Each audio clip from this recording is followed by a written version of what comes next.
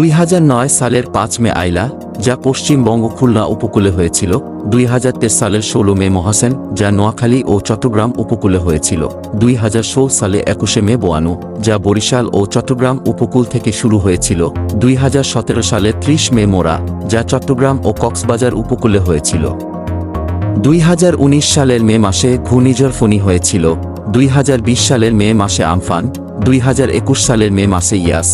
2022 সালের 7 মে অশান। 2023 সালের 15 মে ঘূর্ণিঝড় মোখা। 2024 সালে 26 মে ঘূর্ণিঝড় রিমাল। এছাড়াও 1961, 1965, 1985, 1994, 1997, 1998, 2004 এই বছরগুলোতেও মে মাসে এক বা একাধিক সাইক্লোন আঘাত হানে বাংলাদেশে।